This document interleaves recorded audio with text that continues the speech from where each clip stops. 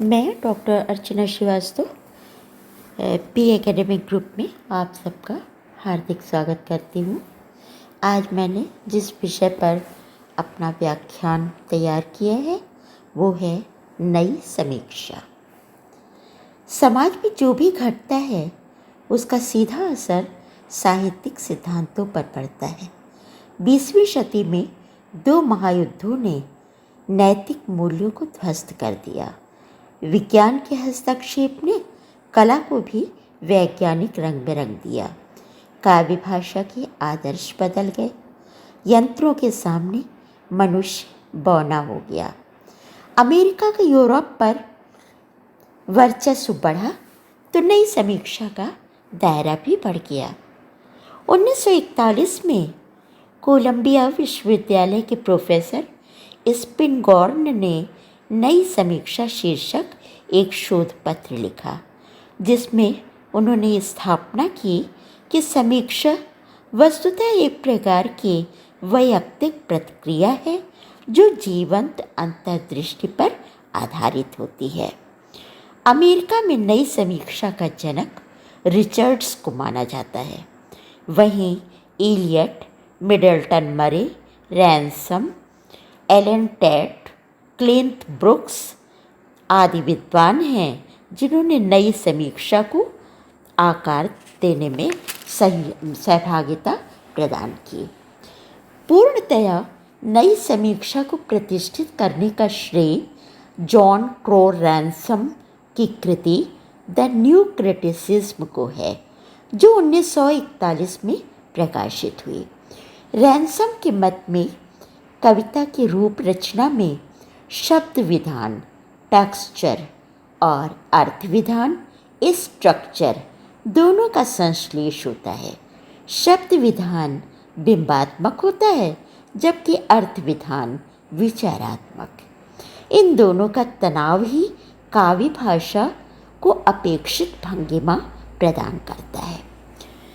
वहीं Ezra pound ने अपना केंद्रीय बिंदु काव्य भाषा को माना और मत व्यक्त किया कि साहित्य सिर्फ भाषा है जिसमें अर्थवत्ता अपनी चरम सीमा पर पहुंची हुई होती है।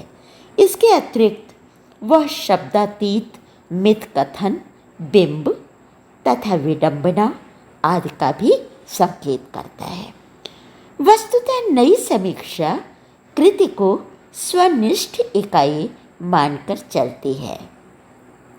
उसका एकमात्र विवेच्य काव्यगत शब्द हैं। सांस्कृतिक, सामाजिक, ऐतिहासिक, राजनैतिक और मनोवैज्ञानिक पृष्ठभूमि में साहित्य को आंकने की यहाँ कोई आवश्यकता नहीं समझी गई।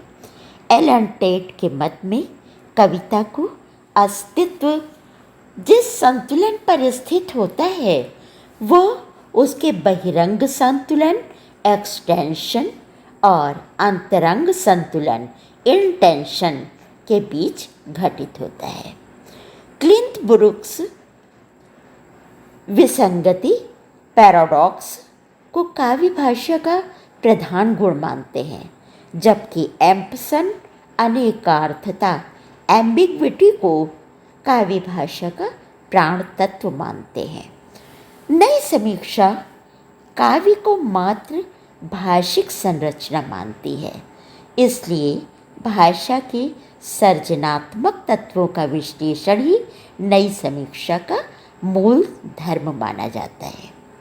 शिकागो स्कूल के समीक्षकों ने प्रमाणित किया कि नई समीक्षा के औजारों से छोटी कविताओं का विश्लेषण भले ही कर लिया जाए, किंतु प्रबंध काव्य, कथाकृतियों और नाटकों की समीक्षा के लिए ये उपयोगी नहीं है।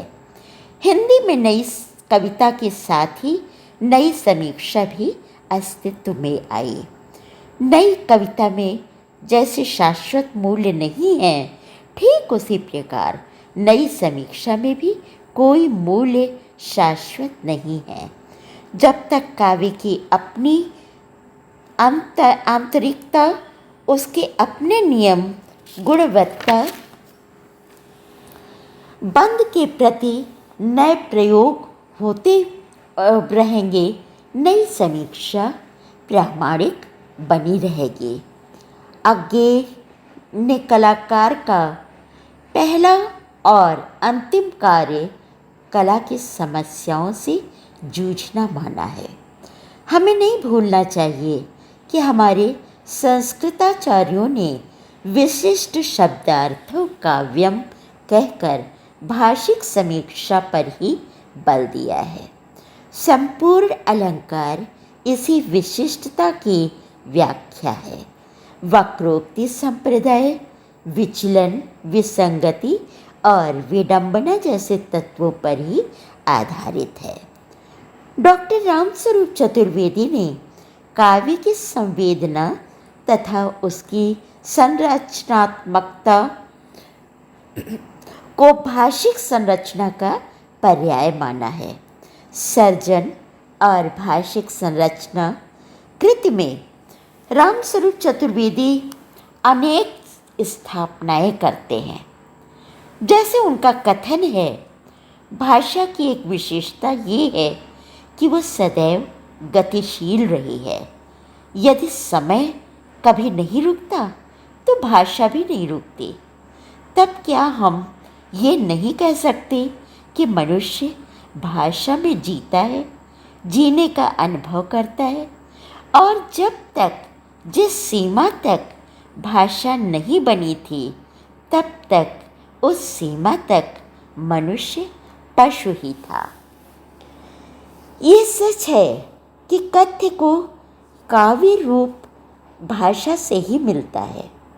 नई समीक्षा पर रूपवादी होने का भी आरोप लगाया गया।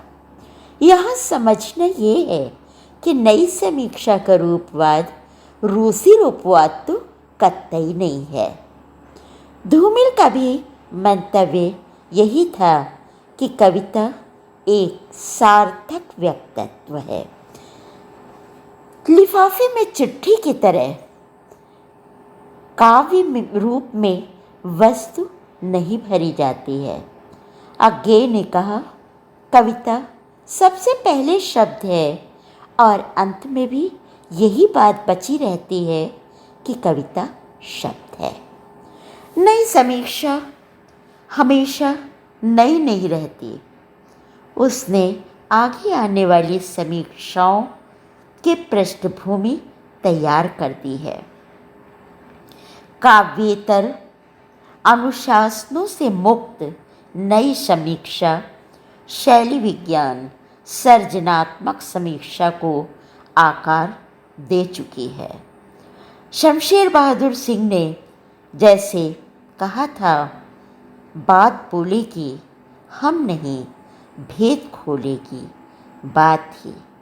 सच है कि शब्दों के ही माध्यम से, शब्दों के ही विश्लेषण से हम भाषा की गहराई तक पहुँचते हैं, और यही नई समीक्षा की सबसे बड़ी देन है। धन्यवाद। आपको ये वीडियो कैसा लगा? प्रतिक्रिया अवश्य दें। साथ ही कमेंट बॉक्स में सुझाव भी दें कि आगे की रूपरेखा क्या हो, ताकि अगला वीडियो तैयार करने में मुझे सुविधा हो। धन्यवाद।